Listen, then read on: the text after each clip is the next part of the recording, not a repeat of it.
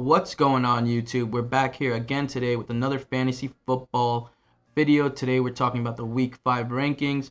Before we get into the video, please do leave a like, comment, subscribe, especially if this video helped you out.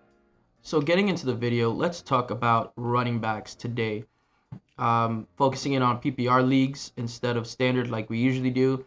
We have Christian McCaffrey, number 1 overall, had a great game last week against the Cardinals. Does face a tough San Francisco defense that only gives up about 14 points per game. However, McCaffrey, I think, is kind of getting used to Baker Mayfield. There's still going to be some growing pains, but I think in PPR leagues especially, CMC is still the number 1 running back. Right behind him, Saquon Barkley, the number 1 running back of the year so far, against the Packers, averages 21.5 points per game, while the Packers give up about 20.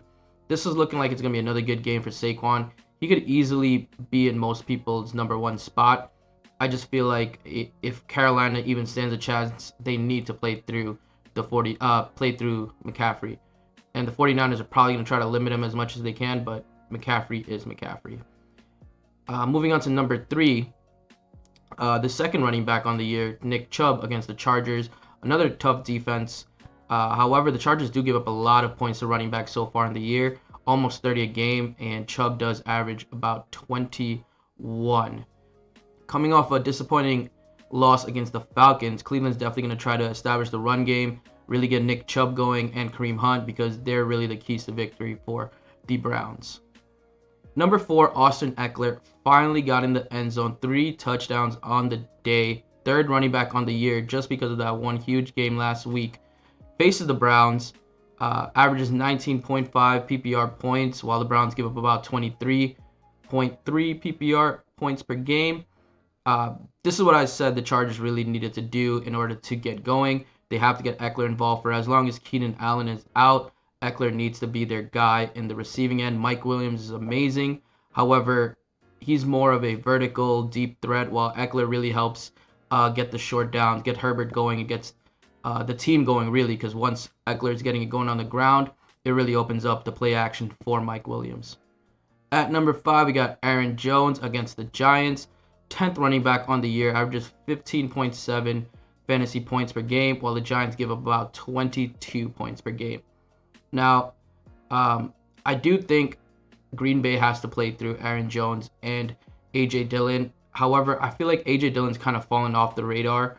Not falling off the radar, but he's taken a big hit. He's the 27th ranked running back for me this year, 28th on the year, averaging only 10.8 in PPR leagues.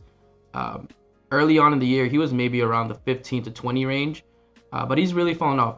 Aaron Jones has really been dominant with the touches. He's been involved in the passing game. A.J. Dillon's kind of been used here and there, but I just feel like it's still Aaron Jones' team, and A.J. Dillon's just more of a complementary piece. And with that being said, Aaron Rodgers still doesn't have the greatest of receivers. There is Romeo Doubs. There is Allen Lazard, who's played pretty good last game. And Randall Cobb as well. But really, Aaron Rodgers is going to have to rely on Aaron Jones. At number 6, we have Derrick Henry against the Washington Commanders. 8th running back on the year. Averages about 16.5 points, while the Commanders give up about 18 points per game. Until last week, the Titans' offense looked pretty terrible. Even last week, they did end up beating the Colts, but Tannehill only threw for 137 yards. Derrick Henry did rush for 114, so it was his best rushing game on the year, best game on the year too, scoring a touchdown as well. And it's nice to see Henry actually getting into the end zone and above 100 yards once again. I do think he's one of the best runners in the league, and Henry does kind of need to get going in order for Tennessee to even be able to compete. On to Dalvin Cook of the Vikings against the Chicago Bears. 25th running back on the year, averages only about 11.5 fantasy points per game in PPR leagues, but the Bears do give up about 23.5 fantasy points to running backs. Cook has been pretty disappointing so far into the season, but Chicago does offer a nice little matchup for him. Justin Jefferson got going last week, so they didn't really go away from the run game. Cook had 20 rushes. He's had 76 yards.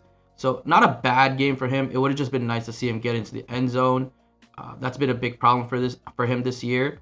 There was talk of Cook missing last week due to his shoulder injury, but he played. He got a huge workload as well. So I'm not concerned about injury with Cook. We just really need him to produce more touchdowns to be a better fantasy player. Up next at number 8, we have Leonard Fournette of the Buccaneers against the Falcons. 16th running back on the year, just about 14 PPR points a game, while the Falcons give about 20 a game. Fournette finally got into the end zone last week. The Buccaneers actually look pretty good offensively against the Chiefs. It's just the Chiefs just had too much firepower for the Buccaneers. Tom Brady finally has Godwin back, Julio Jones back, Mike Evans back. So the team really kind of got going last week. And Leonard Fournette was one of the beneficiaries of the touchdown. However, they only ran the ball like 6 times. Leonard Fournette had 3 or 4 carries. Rashad White also had like 3 or 4 carries. They really got away from the run game because of game script. And that could be a problem if Tampa Bay's offense really can't put up points. However, if Tampa Bay's offense is going to put up points against Atlanta, which I don't see it being a problem for them, Leonard Fournette's in line for a good game. Joe Mixon at number 9 against the Ravens, 15th ranked running back on the year, averages about 14.5 fantasy PPR points, while the Ravens give about 23 points a game to running backs. The Bengals haven't been too great offensively, and the Ravens have given up a lot of points over the season so far to wide receivers and running backs, really. So this could be a great game for most Bengals skill players like Jamar Chase, T. Higgins, Joe Mixon. It should be a pretty high-scoring game. Coming off last week, Joe Mixon did okay. 24 rushes, 61 yards, and that touchdown. He also did have 4 catches for 13 yards, really boosting his PPR value there. So overall, a great week for Joe Mixon. Would love to see him getting a couple more yards, but honestly, owners can't complain. And I kind of see another high-scoring game this time around. So Joe Mixon should be in line for a good week. Number 10, we have Jonathan Taylor of the Colts against the Broncos, 22nd ranked running back on the year, averages almost 12.5, well, a little over 12.5 fantasy PPR points, and the Broncos give up 18.5. Now, this is really surprising, seeing as Jonathan Taylor was most commonly the number 1 overall pick in most fantasy drafts. However, he is a little hobbled up. He had turf toe like a week or 2 ago. Now he has a little bit of an ankle sprain, so he is a little questionable for this Thursday. Not only that, but the Broncos do have a good run defense, and Jonathan Taylor has been struggling. The Colts have been struggling all as a whole, but I think it really comes down to the run game, and Jonathan Taylor not being able to dominate like he did last year is really causing the Colts to struggle offensively. Denver's probably not the best place for Jonathan Taylor to get going. I don't expect him to stay this low on the yearly rankings. Probably in a week or 2, Jonathan Taylor will be right back up into the top 5. James Robinson at number 11 against the Houston Texans, 11th ranked running back on the year, averages about 15 fantasy points a game, while the Texans give up 33 fantasy points a game. After a pretty disappointing week 4 for James Robinson, he's in line for a huge game against the Texans. Jacksonville's offense is actually looking really good. I actually really like their offense, and with them getting an early lead against Houston, Jacksonville should really get going and get a lot of points through the ground, through the air, and James Robinson can honestly do it both ways. Alvin Kamara at 12 against the Seahawks, 62nd ranked running back on the year, averages only 7.5 fantasy points a game, while the Seahawks give up almost 30 points a game to running backs. Now, Kamara's been hobbled up much throughout the year. He missed last week. I believe he missed the week before. He might have missed week 2. But Kamara in PPR leagues, whenever he plays on the Saints offense, who might be with or without Jameis Winston, might be with or without Michael Thomas, they're going to lean heavily on Alvin Kamara. And depending on his health, if he's like fully 100%, obviously Kamara is going to be a great fantasy player. But so far this year, his injuries have really been holding him down. Number 13, Jamal Williams against the Patriots, 6th ranked running back on the year, almost 18 points a game, while the Patriots give up about 18 points a game. Jamal Williams has been incredible ever since week 1, even when DeAndre Swift was there. He's been a great change of pace back for the Lions. The Lions offensively have been really, really good, I think. A lot of fantasy-friendly players on the team. Now, if DeAndre Swift misses another consecutive week, Jamal Williams is going to have a great game. And I think even if DeAndre Swift does play this week. Jamal Williams might not even fall out of the top 30. He might be in the top 25, top 20, just because he's shown that he could still be productive while DeAndre Swift is there. Clyde Edwards-Helaire, a running back that I was kind of down on early on in the year, number 14, against the Raiders, 4th ranked running back so far, averaging 19 points a game, while the Raiders give up about 23. Now, Helaire has scored touchdowns, I believe, in all but one game so far. He's been really, really good in PPR formats just because Mahomes has passed him the ball a good amount, and he's just really been that guy. I know they have Pacheco, they have Jerick McKinnon, but Helaire has been, whenever he's on the field, even though he may not out-touch McKinnon and Pacheco by a huge margin, I think it's still a pretty good margin, but he's been productive every single time he touches the ball, and that's really all you want from your guys. So Clyde Edwards-Helaire, definitely a top 15 play this week. Miles Sanders, another running back that's fallen in most drafts early on in the year, against the Cardinals, 9th ranked running back on the year, almost 16.5 fantasy points, and the Cardinals give up about 23 points a game to running backs. Now, Miles Sanders has been really good in that Philly offense. They are a run-heavy team, whether it's Jalen Hurts, Sanders, even Gainwell has gotten a couple of touchdowns throughout the year, and their pass catchers really get the ball downfield with Devontae Smith, Goddard, and A.J. Brown, and really, really like the Philly offense, and I think anyone in that offense is a must-play. Breece Hall at number 16 against the Dolphins. This may be a little too high for Breece Hall right now. I think because Najee Harris, Khalil Herbert, and Josh Jacobs, for example, have had pretty good games last week, so they might have a better week than Breece Hall. However, I feel really confident in Breece Hall so far. Being a rookie, I knew he wasn't really going to get much touches early out the gate. However, he's really been dominating the workload, taking away from Michael Carter and really establishing himself as the lead back in New Jersey. And it showed that with Zach Wilson, they most likely will run the ball a lot more than they did with Joe Flacco throwing the ball 30 times a week. So Breece Hall is a real big beneficiary there, and he's really sharp cutter, shows with the Jets how really good he is running the ball, and he gets 6 to 8 targets a week, I think. He doesn't catch them all, but I think he averages about 3 or 4 catches a week. But getting 6 to 8 targets on that Jets offense is amazing for Breece Hall, and I really think he could be a PPR monster as the year goes by. Khalil Herbert of the Bears against the Vikings, 13th ranked running back on the year, 14.5 fantasy PPR points a game, and the Vikings give up about 26 to running backs. Another run-heavy team in Chicago, Justin Fields hasn't attempted many passes, and really, as the run game goes in Chicago, they're going to go. The one big issue is I think Minnesota might come out to an early lead, which may limit the run game for Chicago, and they might be forced to air it out, which I'm not sure how well that's going to go for them. With players like Darnell Mooney finally getting involved last week, Cole Kmet has been a little disappointing on the year so far. So I'm really not sure how Chicago's going to do when they need to air it out, but as long as they're controlling the game, they're going to run the ball a lot, and that only benefits Khalil Herbert.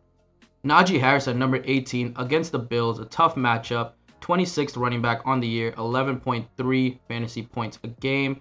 The Bills do give up almost 20 points a game to running backs. Now, last week, they finally did the change. Kenny Pickett in for Mitch Trubisky. And a lot of us saw this coming, but one big beneficiary could be Najee Harris. Obviously, Pickett did run it in for 2 touchdowns, which could have easily went to Najee Harris last week and had him have himself a huge day. But I feel like the quarterback change was evident, and Najee Harris is probably going to be one of the bigger beneficiaries of that. Josh Jacobs at number 19 against the Kansas City Chiefs, 7th running back on the year, averages about 16.7 fantasy PPR points, while the Chiefs give up about 27.5 fantasy points to running backs. Now, this could be a great game for Josh Jacobs because history has shown that one of the ways to beat the Chiefs is to really run the ball against them.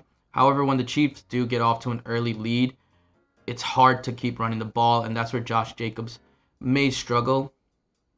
Last week, he did have 5 catches, though, for 21 yards. Really helped his fantasy PPR value. However, I feel like the Raiders are gonna have to sling the ball. Devontae Adams, Mac Hollins, Renfro, if he comes back, being the main beneficiaries, and they may stray away from the run game, depending on if they have the lead or not. James Conner at number 20 against the Eagles, 28th ranked running back on the year, averages just about 11 fantasy points a game, while the Eagles give up about 21 points to opposing running backs. The Eagles are a great defensive team this year so far. They've been phenomenal, and James Conner has struggled. The Cardinals have struggled entirely as a whole. I feel like they're always trying to catch up. They're always having to throw the ball a whole ton and really haven't been able to establish James Conner's run game. He does get a good amount of catches here and there, but the yards don't really add up, and he's been pretty disappointing so far. The Cardinals definitely missed DeAndre Hopkins, really having that serious wide receiver threat. Although Marquise Brown is playing amazing so far into the year, once Hopkins comes back, the team's really going to be at full health, and Kyler Murray can probably get it going a little bit better. However, I just feel like this matchup isn't it for James Conner this week. Jeff Wilson at 21 against the Panthers, 30th ranked running back on the year, about 10.6 points a game, while the Panthers give about 21 to opposing running backs. Jeff Wilson's been pretty good for 49ers so far, replacing Elijah Mitchell. Got a touchdown last week on a 30-yard drive. And San Francisco is going to continuously run the ball. I believe last week Jeff Wilson had above 70 yards rushing. That touchdown, it really helped him out for the week. And I don't see that being any different this week against Carolina. Carolina has been struggling so far in the year, and San Francisco is going to want to dominate them on the ground before heading to players like Kittle and Deebo Samuel or Brandon Ayuk. At number 22, J.K. Dobbins against the Bengals, 43rd ranked running back on the year, 14.2 fantasy PPR points a game, while the Bengals give about 20. He's been off to a good start ever since injury. He even got a touchdown his first game back. Although it didn't lead to much yardage, he did show last week that he could get a lot of touchdowns. Running in for one touchdown and getting a receiving touchdown, totaling, 60-ish yards from scrimmage. J.K. Dobbins had a great game, and I really think now that he's back, the Ravens offense is at full force, and they're definitely going to try to use him as much as they can. Dameon Pierce of the Texans against the Jacksonville Jaguars, 14th ranked running back on the year, 14.5 points. The Jaguars give about 25.6. Dameon Pierce had a huge run last week. He's really been coming into his own as the lead back in Houston, definitely taking over Rex Burkhead, who started week 1 while Dameon Pierce was barely on the field. He's really establishing himself. The Texans aren't a bad offense. Davis Mills is kind of surprising. Not too many people, but he's doing all right. Brandon Cooks is getting some work. Nico Collins is getting some work in. And Dameon Pierce is probably the biggest benefactor of having Davis Mills at QB. Melvin Gordon at number 24 against the Colts, 42nd ranked running back on the year, 7.2 points a game, while the Colts give up 22 to opposing running backs. Now, Gordon really benefits from the Javonte Williams injury. However, I don't see Melvin Gordon being the greatest of players here. They do have Mike Boone. That's another option for them. However, Melvin Gordon is probably going to get a lot of the touches here. I think the injury to Javonte Williams really hurts the Broncos. They already were looking pretty bad offensively. Now they won't even be able to establish a tough run game.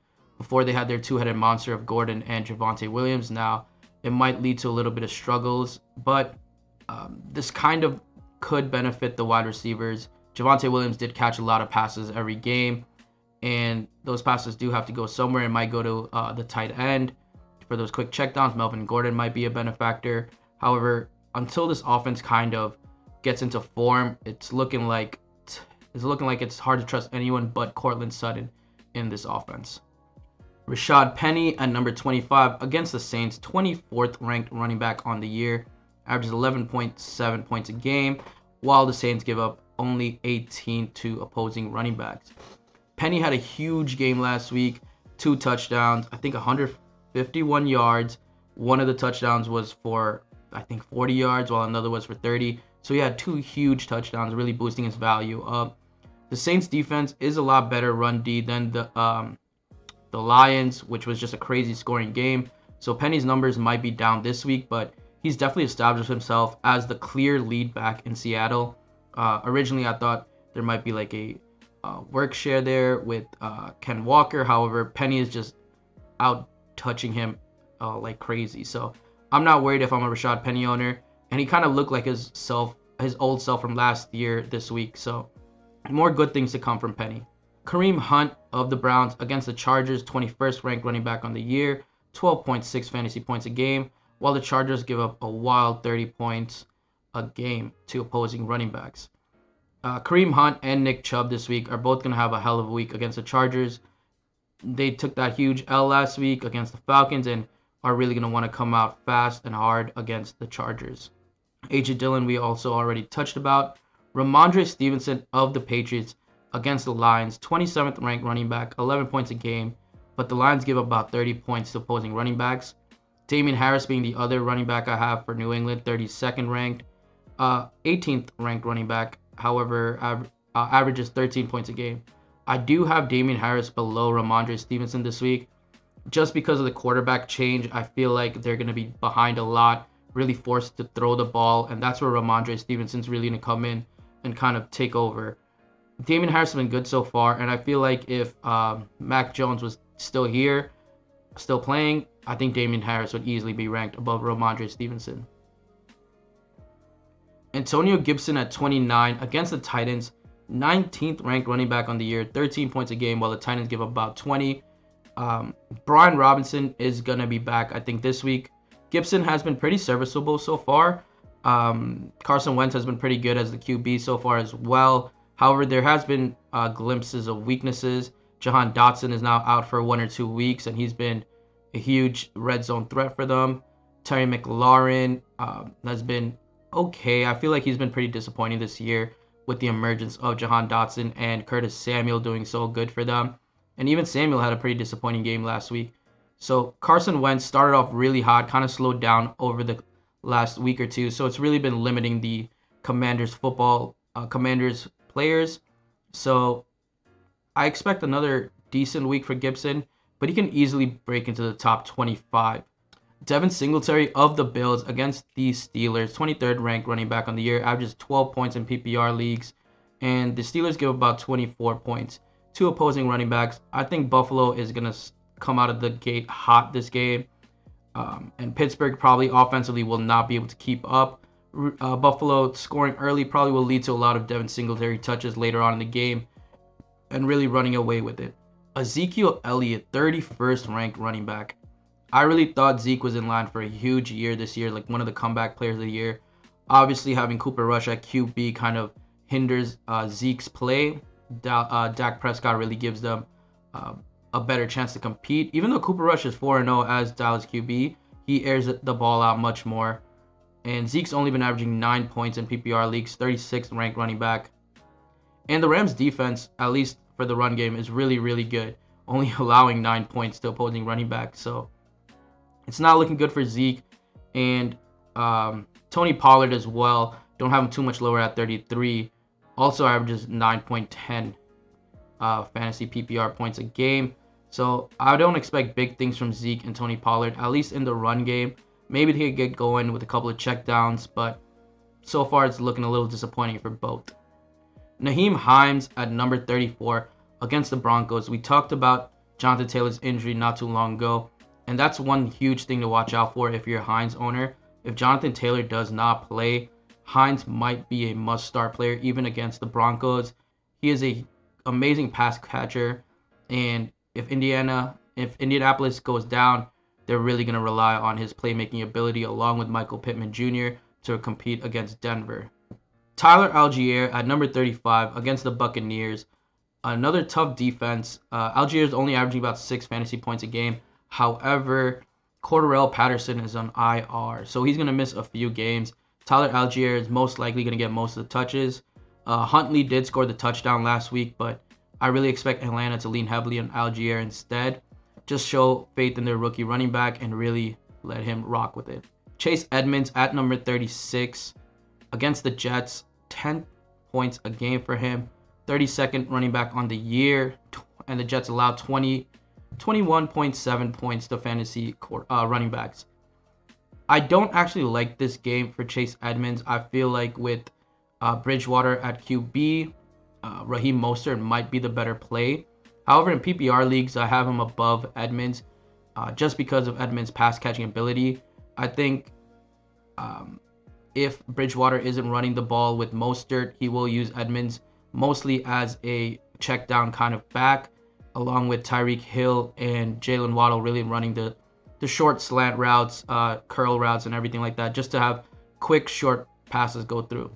J.D. McKissic of the Commanders against the Titans again touched on Antonio Gibson not playing amazing the past couple of games, but J.D. McKissic was pretty good last game.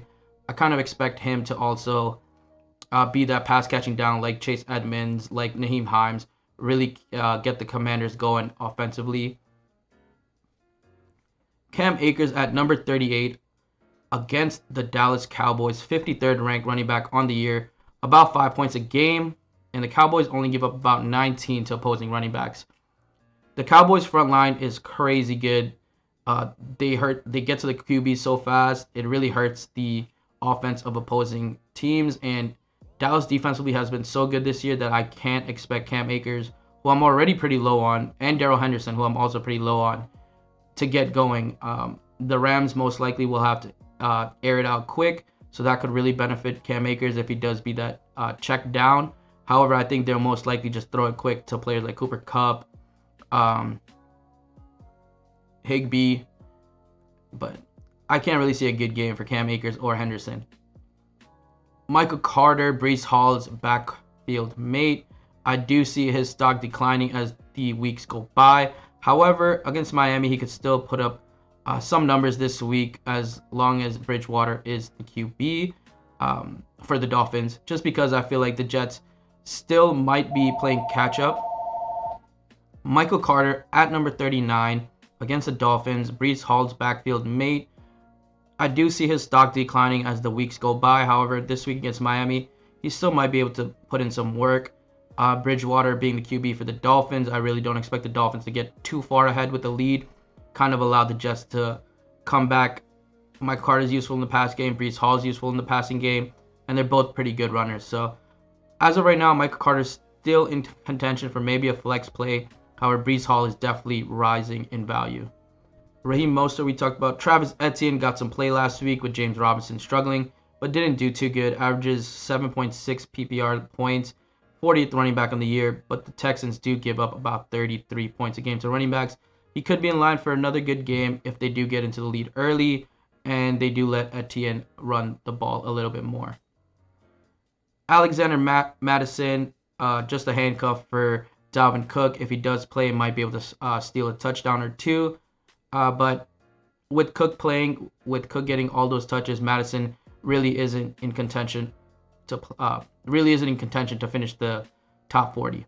Rex Burkhead, Rashad White, Kenneth Gainwell, most of all are all handcuffs. Gainwell probably has the most value of the bunch just because he does vulture a couple of touchdowns.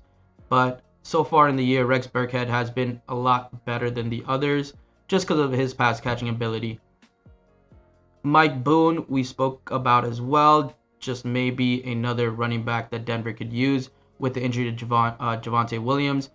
It'll be interesting to see how that plays out. He's definitely a pickup just to at least have on your team to see how he does. I wouldn't start him right away. I think Melvin Gordon is still the guy for them, but he's definitely worth stashing. Mark Ingram, another player that could benefit from injuries. Last week, Latavius Murray really took off for the Saints while Kamara was gone. I do expect Kamara to be back this week, but if he's not, Mark Ingram is probably in line for another big workload. Latavius Murray, I believe, also got picked up by the Broncos, so that's someone to watch as well for the Broncos. And Isaiah Pacheco of the Chiefs against the Raiders. We spoke about their three-headed backcourt. It's all Hilaire for me at this point. I think Pacheco is still worth the stash in case anything does happen to Hilaire, but for now, that's really all he is. Same with Ken Walker. Mostly just a stash. As long as Rashad Penny's healthy, it's going to be Rashad Penny's run game. Moving on to standard formats, I do have Chubb as the number one running back. I do have Derrick Henry much higher on the board, and even Eckler above Christian McCaffrey, just because in standard leagues, they do offer a little bit not more upside. Well, Saquon definitely is better in standard leagues, and so is Chubb, and I guess Henry as well so far into the year. But Eckler and McCaffrey, I feel like they're pretty close right now. I do think McCaffrey in PPR leagues is more valuable just because last week got 9 catches. He can do that almost every week if he really wanted to, but really limits his running potential just because the Panthers might always be down. Joe Mixon, Aaron Jones, Dalvin Cook, Leonard Fournette, and Jonathan Taylor really round out the rest of the top 10. A lot of familiar faces here. One player that does take a little bit of a hit here, Miles Sanders, Breece Hall. Josh Jacobs sees a boost. Najee Harris does see a decline. Damian Harris sees a big boost here, and while Ramondre Stevenson takes a big hit. Zeke gets a nice little bump. Rashad Penny gets a bump as well as Wilson Jr. Khalil Herbert gets a little bump in standard formats. Tyler Algier gets a pretty big bump in standard formats just because I'm not sure how good of a pass catcher he is, at least as of yet. So it'll be interesting to see that. Gibson takes a big hit because a lot of his value, along with Brian Robinson coming back, is being hindered. Mostert sees an uptick over Edmonds over here, just because I do think they will run the ball a lot more this game. So I think Edmonds is kind of capped off. Naheem Hines also takes a hit here, but I can see him rising, especially if Jonathan Taylor does not play. We have most of our handcuffs back down here. Kareem Hunt gets a little bit of a hit here, being a PPR monster, really much more useful in PPR formats. Melvin Gordon, I think, takes a jump here. And other players that I think really could benefit this week, at least in standard formats over PPR, players like Dobbins, players like Herbert, Najee Harris, Josh Jacobs, Jamal Williams. I think it's just kind of a good game overall. Kamara definitely takes a hit in standard formats. Miles Sanders, yeah, but he's been doing too well to really not play. Cam Akers, maybe, but he's just not playing good enough in my opinion. And I think that pretty much covers it. Michael Carter might also be a shaky flex play, but I think Breece Hall is definitely their guy this week. But that's all for our week 5 rankings. If you guys did enjoy the video, please do leave a like, comment, subscribe, and I'll see you tomorrow for the wide receiver rankings.